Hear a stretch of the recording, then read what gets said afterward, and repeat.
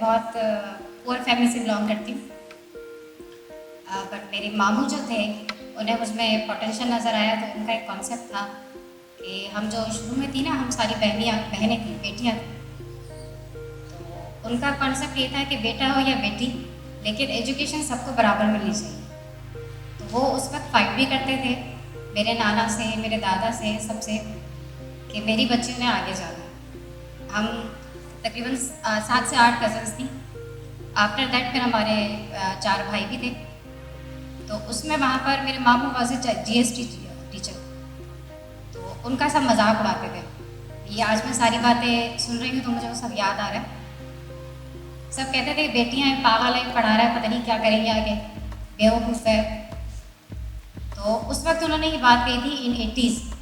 मैं शायद at that time 4th या 5th क्लास में होंगी, कि जब मेरी बेटियाँ कुछ बनेंगी ना जाके आगे, तो मैं आप लोगों से ये वादा करता हूँ कि मेरी बेटियों को देखकर आप लोग अपनी बच्चियों को घर से बाहर निकालें।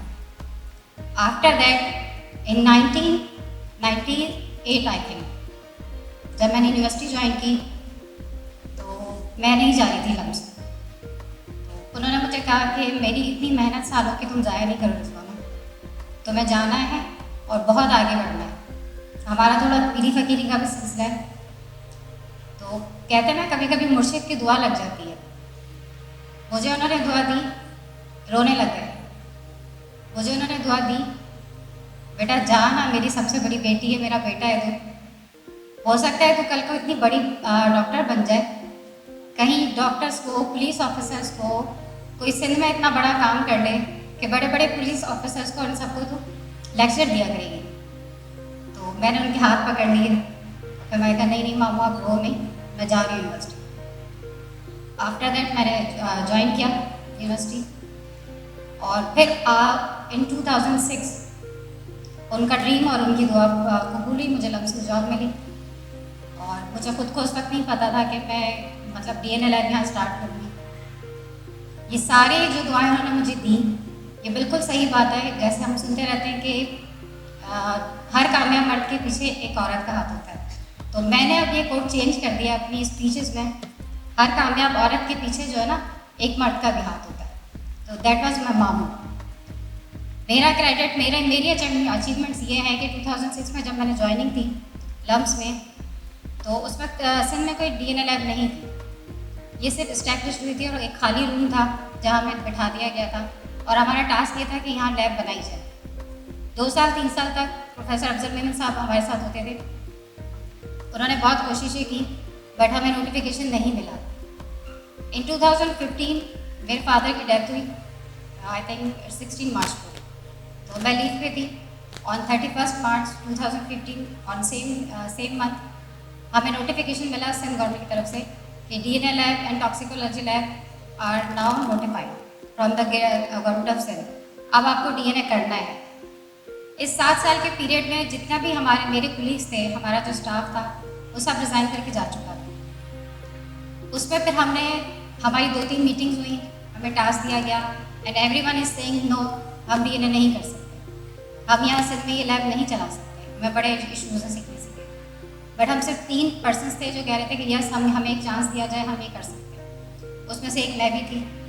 और फिर जब हमें चांस दिया गया तो फिर हमने स्टॉप, हमें किसी ने नहीं लगाया अल्हम्दुलिल्लाह। फिर अब हमारा काम तो वैसे ही बोल रहा है। और थैंक यू मारवी, उन्होंने मुझे इस काबिल समझा कि मुझे यहाँ पे स्पीच के लिए बुलाया। और थैंक्स टू DIGP साहब, पीर मोहम्मद शाह साहब का। हमारी DNL लैब के अंदर सबसे बड़ा क्रेडिट, सबसे बड़ा रोल ये है कि IOS की जो ट्रेनिंग है फ्रॉम 2016, वो जो वेरी फर्स्ट टाइम इस ऑडिटोरियम में स्टार्ट हुई थी, वो पीर मोहम्मद शाह साहब ने की थी। तो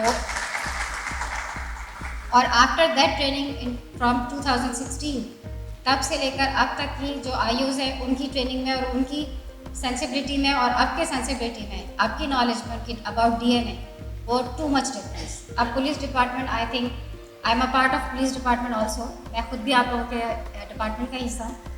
तो इस वक्त बहुत ज़्यादा मतलब बहुत चेंज है नाउ। अब आई थिंक हमारे जो छोटे से छोटा एक IO है इस ट्रेनिंग के थ्रू, वो ये जानता है कि DNA में क्या करना है, कौन सा केस है, उसमें क्या लेना है।